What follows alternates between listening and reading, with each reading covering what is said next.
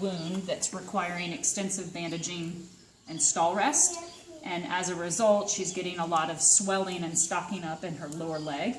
So I'm wrapping her for two reasons, primarily to help with her circulation and secondarily to help restrict the motion of her leg so that she is not moving around more in the stall than she should be and putting more stress on the bandage.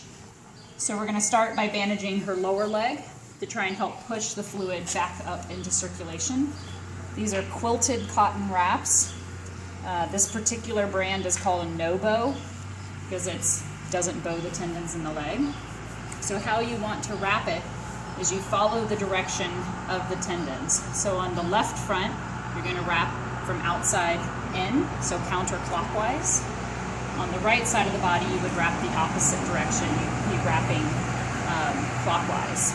So I start with the wrap on the inside point of her leg, and you're wrapping from knee to about mid-pastern. I'm laying it nice and smooth, and I'm pulling it just tight enough that it lays flat. And think of it like wearing your socks. You don't want them all bunched up inside your shoe because it's uncomfortable. So the wrap's on nice and smooth. Then I use this, which is called nylon track wrap. You can either start over the top, or some people will tuck the wrap in to help kind of hold it in place. And this is where it requires a little bit of dexterity, and practice makes perfect, because sometimes you'll end up dropping the wrap if you're not that familiar with how to do it. Ooh. But you start from the middle and wrap down the leg first. And the goal is your wrap should cover half of the previous wrap. So I'm going 50%. And I'm pulling it pretty snug, okay? Now you have to be careful that you don't bow a tendon in a horse's leg by pulling things too tight, but as long as you have a squishy cotton wrap underneath this non-stretchy wrap, you're not going, it's not very easy to get it too tight. So now I went down below the pastern for a little bit of support, and I'm coming back up the leg, covering my wrap about 50% each time. That figure somewhat depends on the length of your horse's cannon bone. You wrap all the way up to the top. You don't want the wrap going over, because then it'll curl in and rub on the hairline. So you want the wrap, a little bit of your cotton wrap to stick out at the top and the bottom. And just making sure it's nice and smooth and even the whole time.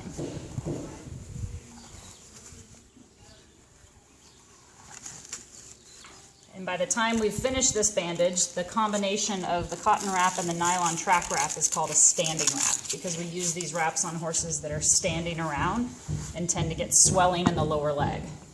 This mare, I'm going to do a stacked standing wrap, meaning I'm going to wrap another bandage on top of this one to protect this area and absorb any of the exudate coming off the wound.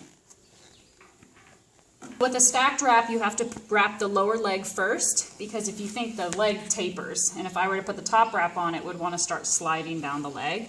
So I wrap the bottom of the leg first to make it almost the same diameter as the top part of the leg. And then I put this wrap on. This white stuff is a zinc oxide ointment just to keep her skin from scalding because of the discharge getting on her hair. Okay, so I just stack this on top of the other one. Same concept though, I want to make sure it's nice and smooth and no wrinkles anywhere.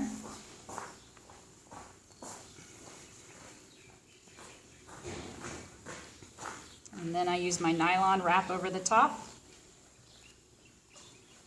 Sometimes it helps to have an extra person kind of holding it when the leg gets this big in diameter. It's harder to get your hands around.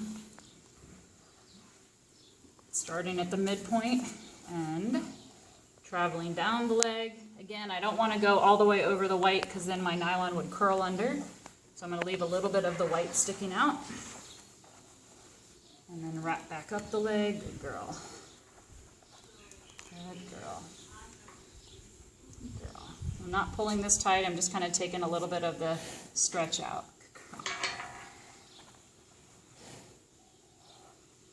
And the goal should be just tight enough that it stays on and doesn't slip, but obviously not so tight it either cuts off circulation or is uncomfortable.